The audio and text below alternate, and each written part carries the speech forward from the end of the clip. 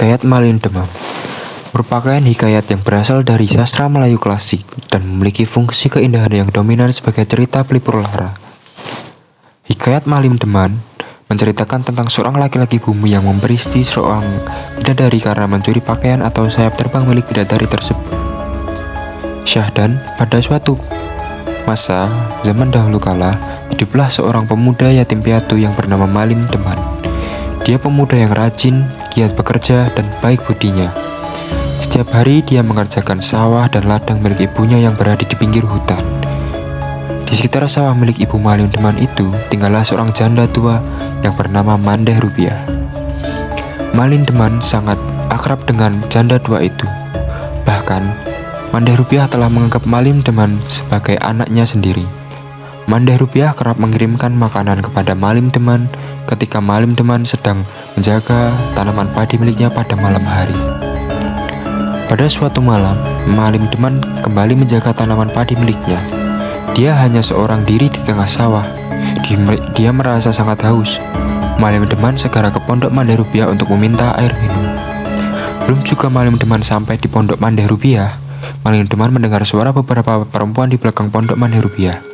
Dengan berjalan bersingkat-singkat, Malin Demam segera menuju sumber suara yang sangat mencurigakan tersebut.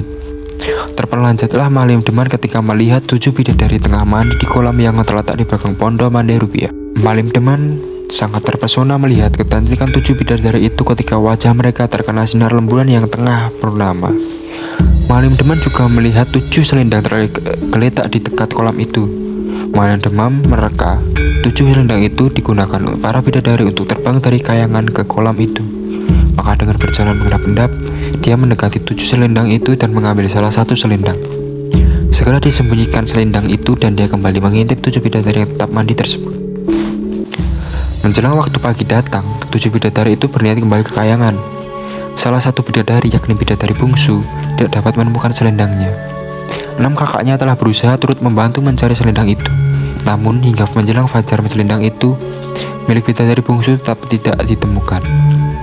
Karena matahari sebentar lagi terbit, 6 bidadari yang telah mendapatkan selendang dengan terpaksa meninggalkan adik bungsu mereka. Keenamnya menggunakan selendang mereka masing-masing untuk terbang kembali ke kayangan. Sepeninggal kakaknya, si bungsu menangis.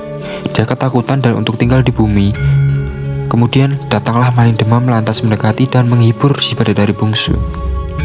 Malin Demam kemudian mengajak bidadari itu ke rumah Mandeh Rupiah. Dengan hati gembira, Mandeh Rupiah menerima bidadari bernama Putri Bungsu itu dan mengakuinya sebagai anak. Malin Demam kembali ke rumah dengan mengantar bidadari bernama Putri Bungsu ke rumah Mandeh Rupiah. Sesampainya di rumah, Malin Demam menceritakan kejadian yang dialaminya kepada ibundanya. Dijelaskannya pula adanya bidadari yang tinggal bersama Mandeh Rupiah. Malin Demam lalu memberikan selendang bidadari itu kepada ibunya untuk disimpan. Malin Demam meminta ibunya untuk menyembunyikan selendang itu selamanya. Sejak saat itu, Malin Demam kembali rajin berkunjung ke rumah Mandeh Rupiah untuk menemui Putri Bungsu.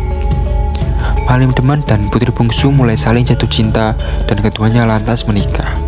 Tidak beberapa lama setelah mereka dikaruniai seorang anak laki-laki, Malin Demam beri nama Sultan Duano untuk anak laki-lakinya itu.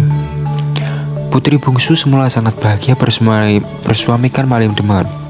Namun, sejak Sultan Duano lahir, perangai Malin Demam menjadi berubah. Malin Demam malah lebih banyak menghabiskan waktunya di arena perjudian. Dia sangat senang menyabung ayam dan menggunakan taruhan. Begitu senangnya dia dengan perjudian hingga seringkali dia tidak pulang berhari-hari lamanya. Putri Bungsu menjadi sangat sedih melihat perangai buruk suaminya itu. Dia kadang menangis sendiri meratapi nasibnya. Kerinduannya untuk kembali pulang ke kayangan kembali muncul. Semakin lama rasa itu semakin besar.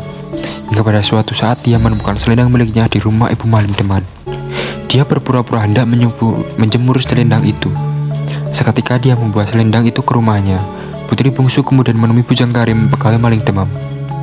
"Tolong kau sampaikan kepada Malin Demam, aku akan kembali ke kayangan dengan membawa Sultan Duano." Bujang Karim segera cepat mencari Malin Demam ke arena perjudian. Setelah bertemu, diceritakan pesan dari Putri Bungsu kepada Malin Demam. Malin Demam panik dengan terburu-buru. Dia segera pergi kembali ke rumah untuk menemui istri dan anaknya. Namun terlambat. Sesampainya di rumah, istri dan anaknya sudah tidak ada. Istrinya telah kembali ke kayangan dengan membawa anak kesayangannya. Malim Deman hanya dapat menyesali kepergian anak dan istrinya. Benar-benar dia sangat menyesal. Namun penyesalan hanya penyesalan. Apa yang telah terjadi tidak dapat diulang lagi. Akibat sikap buruknya, dia harus kehilangan keluarga yang dicintainya.